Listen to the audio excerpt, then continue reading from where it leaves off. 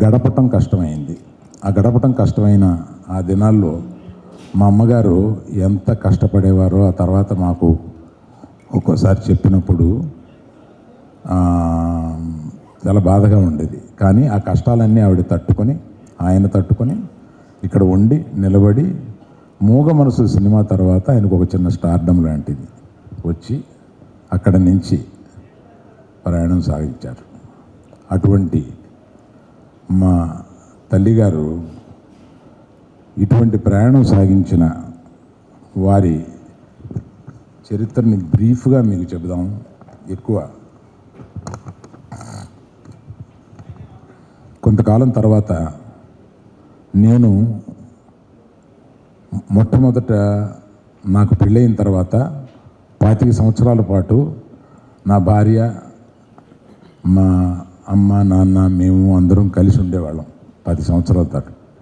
ఆ తర్వాత అప్పుడు చాలా అన్యోన్యంగా ఉండేవాళ్ళు. మా అమ్మగారి దగ్గర కానీ మా కుటుంబ సభ్యుల దగ్గర కానీ ఆ సాన్నిహిత్యం గురించి నేను ఎక్కువ ఇక్కడ విడిగా చెప్పే సందర్భం కాదు కాబట్టి చెప్పటం లేదు. మా నిర్మల, నా భార్య, ఎంతో చక్కగా వాళ్ళిద్దరూ 25 సంవత్సరాల తర్వాత మీకు తెలిసిన పరిస్థితుల్లో ఇక్కడికి వచ్చేసాం, హైదరాబాద్, మద్రాసు నుంచి. మా నాన్నగారు రాలేదు. ఫ్యూ ఇయర్స్ తర్వాత మా నాన్నగారిని కూడా ఇక్కడ తీసుకొస్తానంటే ఆయన నాకు సొంత ఇల్లు కట్టి, అప్పుడు నేను అద్దెంట్లో ఉంటున్నాను, నేను సొంత ఇల్లు కట్టి సొంత ఇంట్లోకే వస్తాను అని అంటే నేను అప్పుడు వెంటనే 6 మాసాల్లోనే ఒక సొంత ఇల్లు కట్టి ఆయన తీసుకొచ్చి మా అక్కగారు, మా తండ్రి గారు, తల్లిగారు ఒక ఇంట్లో ఉన్నారు. ఆ తర్వాత కొంతకాలానికి బన్నీ యొక్క ఆర్య రిలీజ్ అయ్యి ఆ సక్సెస్ ఫంక్షన్ అటెండ్ అయిన తర్వాత ఆయన చనిపోయారు. అంటే మనోడి సక్సెస్ కూడా చూసిన తర్వాత ఆయన చనిపోయారు.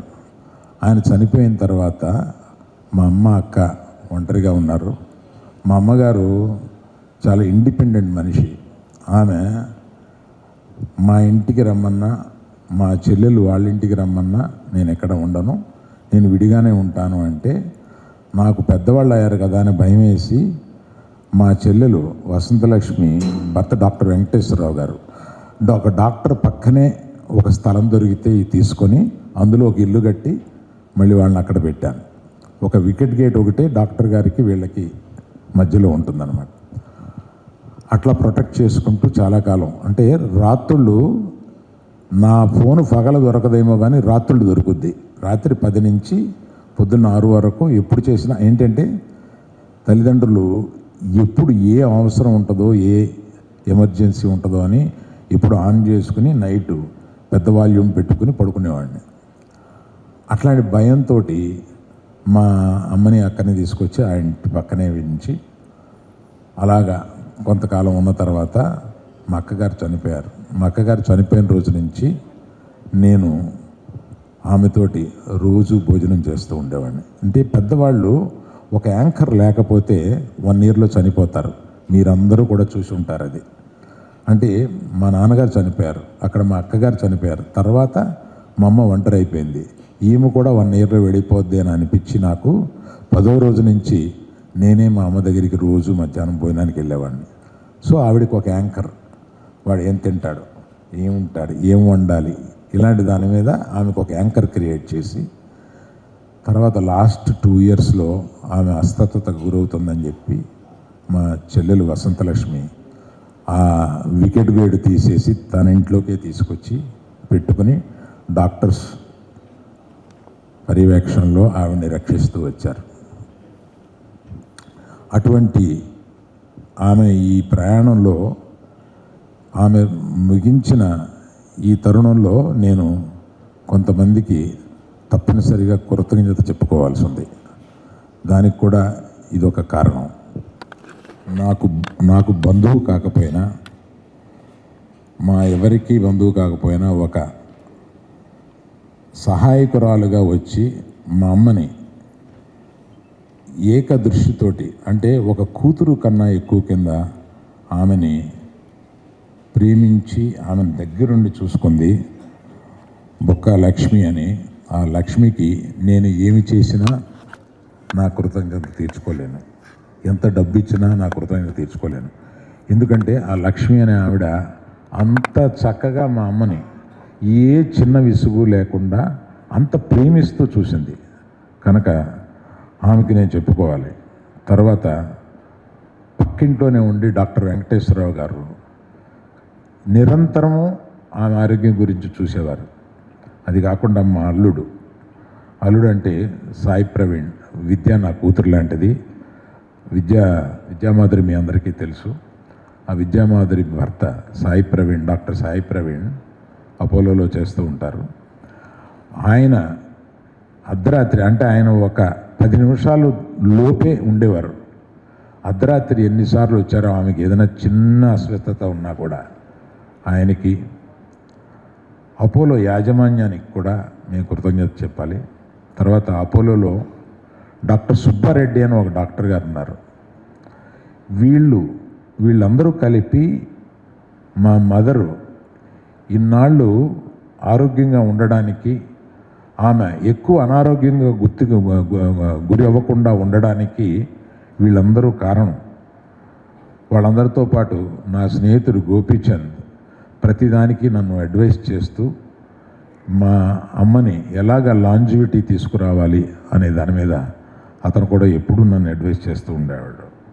ఇది కాకుండా అమ్మని అంటే మా అమ్మ లాస్ట్ 1 year ఐసీయూకి పంపకూడదు, ఈమెకి ఆర్టిఫిషియల్ వెంటిలేషన్ ఇవ్వకూడదని కుటుంబంలో నిర్ణయం తీసుకొని అపోలో నుంచి ఒక ఐసీయూఏ తీసుకొచ్చి ఆవిడ బెడ్రూమ్లో, ఆవిడికి కనపడదు కానీ ఆవిడ వెనకాల టోటల్ ఐసీయూ ఎక్విప్మెంట్ ఉంటుంది. అలాగా ఐసీయూని ఆవిడ దగ్గర తీసుకొచ్చాం కానీ ఆవిడని ఎప్పుడు ఐసీయూకి తీసుకెళ్ళలేదు. అది కాకుండా ఆమెని నిరంతరం ఒక 2 నర్సులు, ఈ లక్ష్మి అందరూ చూస్తూ ఉండేవారు. ఆ నర్సుల్లో ఆమెని చివరి వరకు జాగ్రత్తగా చూసుకున్న వాళ్ళల్లో శివపార్వతి, క్రాంతి, నిషా అనే 3 నర్సులకి నేను మనస్ఫూర్తిగా కృతజ్ఞత తెలియజేస్తున్నాను. ఇట్లాగా ఆమె ఇంతటి లైఫ్ని ఇలా సెలబ్రేట్ చేసుకుంటూ ఆవిడ వీడ్కోల్ని మేము విషాదకరంగా కాకుండా వీడ్కోల్ని, ఆమె జీవిత ప్రయాణాన్ని ఒక సంతృప్తిగా మేము ఆమెను సాగనంపాలి అనే దీంతో మేము సాగనంపాము. ఆమె ఏ లోకాన ఉన్నా ఇవాళ మిమ్మల్ని అందరినీ కూడా ఆవిడ అక్కడి నుంచి దీవిస్తుందని చెప్పి మనస్ఫూర్తిగా నమ్ముతున్నాను. కళ్యాణ్ బాబుకి ఆమెతో ఉన్న ఒక సంబంధం చెప్పాలి. ముందు కళ్యాణ్ బాబు గారి గురించి చెప్తాను. కళ్యాణ్ బాబు సినిమా యాక్టర్గా కాకముందు మామూలుగా ఖాళీగా ఉంటున్న రోజుల్లో ఆమె కళ్యాణ్ బాబుని కళ్యాణి అని పిలిచేది. బాబు కళ్యాణి, చక్కగా ఉన్నావు, నువ్వు సినిమాల్లో చేయొచ్చు కదా అంటే నాకు ఇబ్బంది అండి, నాకు సిగ్గండి ఏదో చెప్పేవాడు. కాదు నాయన, నువ్వు సినిమాల్లో చేయాలి కళ్యాణ్. ఇది కళ్యాణ్ బాబు గారు కూడా ఒక స్పీచ్లో చెప్పారు. అది మీ అందరి దగ్గర ఉంటుంది. ఆయన్ని సినిమాల్లో చేయాలని చాలా ఎంకరేజ్ చేస్తూ నన్ను కూడా, ఎరా చక్కగా ఉన్నాడు, కళ్యాణ్ని పెట్టు, సినిమా చేయాలి కదరా అని ఇట్లాగా కళ్యాణ్ని ఎంకరేజ్ చేసిన తొలి ఎంకరేజ్మెంట్లో ఒక ఆవిడ చిరంజీవి గారు. ఎంతటి పెద్ద స్టార్ అయినా, ఎంత మెగాస్టార్ అయినా కుటుంబ సభ్యుల దగ్గర ఆయన ఎట్లా ఉంటారో మీ అందరికీ తెలియంది కాదు, కొత్త కాదు. ఒక రోజున అంటే few months back, 2-3 months back, నేను రోజు ఆమెను చూడడం, ఆమెను పలకరించడం, ఆమె రెస్పాన్స్ తక్కువగా ఉన్న రోజున నేను చేతిలో చేయబెట్టి, అమ్మ నన్ను గుర్తుపడితే ఒకసారి నొక్కు అంటే నొక్కేవాళ్ళు. అంటే నన్ను గుర్తుపట్టిందనమాట. నోటితో చెప్పలేక అట్లాగా మేము అది అలవాటు చేసుకున్నాం. తర్వాత ఒకసారి బాగా సీరియస్గా ఉన్నప్పుడు చిరంజీవి గారు వచ్చారు. అమ్మ చిరంజీవి గారు వచ్చారు అని చెప్పి, అమ్మ నేను చిరంజీవిని అని అంటే ఆమె కళ్ళు తెరిచి ఏదో చెప్పడానికి ప్రయత్నించింది ఆమె ఆతృతతోటి. అంటే చిరంజీవి గారు అంటే అంత ఇష్టం ఆవిడికి. ఎప్పుడు వాళ్ళిద్దరూ ఒకళ్ళు చూస్తే ఒకళ్ళు గట్టిగా కావలించుకొని పట్టుకుంటారు. మా తల్లిని అంత ప్రేమగా చూసుకున్నారు చిరంజీవి గారు. వాళ్ళిద్దరికీ అటువంటి సంబంధం ఉంది అని చెప్పి చెప్పడానికి, ఇలాగ ప్రతి ఒక్క ఫ్యామిలీ మెంబర్స్ గురించి మనవలు పైకి వస్తున్నప్పుడు ఆవిడ చెప్పిన మాటలు కానీ ఇవన్నీ సుదీర్ఘం అయిపోతుందని చెప్పట్లేదు. అటువంటి తల్లి కడుపును పుట్టడానికి నేను ఒక గొప్ప అదృష్టవంతుడి కింద భావించి మీ అందరికీ నమస్కారం తెలియజేస్తాను. Thank you.